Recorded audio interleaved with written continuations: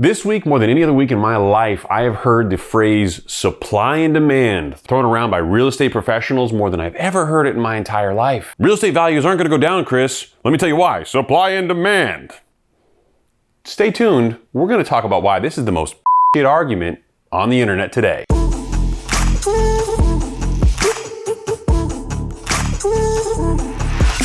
So as much as I love real estate professionals, let's not forget I am a real estate agent, I'm a broker, I'm a realtor, all that fun stuff myself. I do have a real estate brokerage, and I've been in the business since I was 14 years old. My father's a mortgage broker, he's a realtor. My brother's a mortgage broker and a realtor as well, he's in the business. I got nothing against real estate professionals. Matter of fact, I got a tremendous amount of reverence and respect for the things they have to go through. It is not an easy job, particularly in economies like this, but one of the things that singes my soul is the use of the supply and demand argument by realtors to say that home values are not going down. Let's be clear here. Real estate agents typically are not economists. And while they have an interest in the economy, whether it's their local or macro real estate economies, they generally do not follow economists. They follow real estate pages like Bigger Pockets or their local real estate professional or the Tim Ferrisses of the world or their mentors who all are in real estate. And these people all have a vested interest and a bias in spinning the news to prop up the things that they're doing. Bigger Pockets wants more real estate agents to be happy and to buy their products and to engage with their accounts. Tim Ferriss wants more people to listen to his podcast, so he gives them the happy, joy stuff they want to hear. And it's all this perpetuating cyclical pattern of parasitic behavior of everybody feeding off one another with disinformation. Supply and demand is not going to prop up this economy. Real estate values are going down. I will say it again for the fans in the back. Real estate values are going down. There is no way to deny it. And I'm going to say it the exact same way I tell everybody else who approaches this conversation with me. Demand without affordability is not demand. You are effectively window shopping. If you walk by Louis Vuitton and you really want that bag, you have an internal demand for it, but you don't have the money to buy it, or it's too expensive for you to put on your credit card, or your credit card rates are so high you can't possibly do that, then you are looking at that bag, but you are not buying that bag. So what happens? Somebody else will come along and hopefully buy it. But if the average consumer has an affordability issue, nobody's buying the bag. It's going to sit there because it's too expensive for anybody to buy.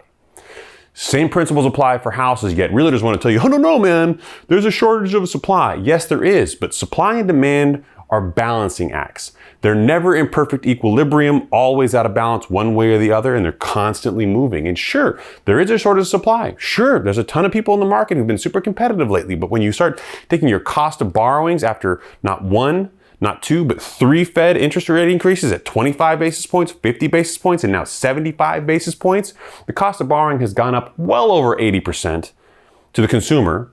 And a simple mortgage payment that would have been $6,000 on a $1 million property if you put $20,000 down is now closer to $8,000, $2,000 more. That's a 33% increase to you to pay every single month in that particular property. And you know what? That's going to be impactful.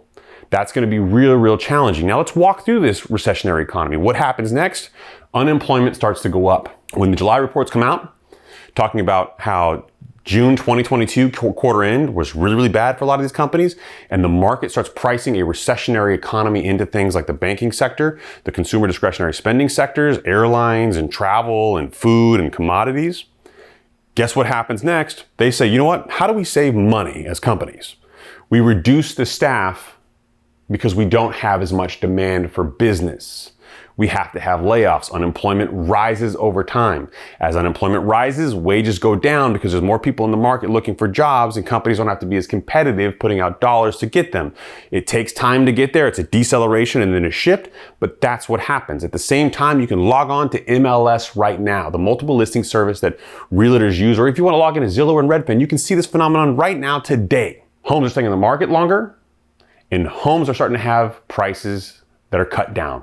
Price cuts, reductions in value, they're coming all over the market right now. You can see them by just logging on the internet. Yet every single realtor who has access to the same data says, oh, no, man. Values aren't going to go down. They're going to stay flat at best, and then they're going to go right back up because we need to do this. We are at historic home values. We are at historic non-household debt, led by student loans, auto loans, and credit card debt in that order. We are at historic household debt. And yes, the credit markets are better. And yes, people have better credit histories and better payment histories and are better situated to ride these things out with their existing payments. But Who's going to be able to buy a home when values in some markets have gone up 30% in one single year? Even if we had a correction in those markets of 20%, you'd still be 10% higher than last year. Yet everybody wants to tell you that values aren't going to go down. That is not only unreasonable, it's illogical, and it shows a type of mania. And I will leave you with something that you really, really need to take home from this conversation.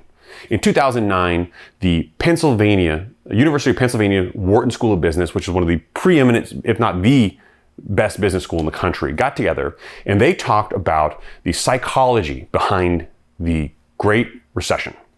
There is a visible and palpable mania, a psychological craziness that we as humans have that make us want to believe the good times are going to continue to roll. And we actually make recessionary economies last longer because we refuse to acknowledge that they're a problem and address them. And it's not just you, the consumer, me, some guy in the banking real estate world. It's also the Fed. The Fed acted arguably a year too late to address inflation, which is now at a 40-year high.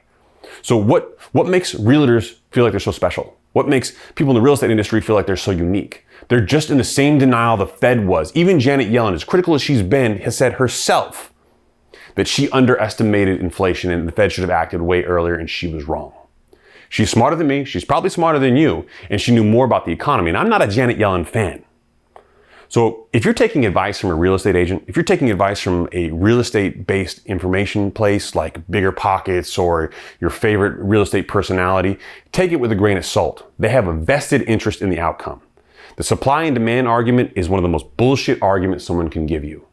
Real estate values are going down. Now hit that like and subscribe button and let's go.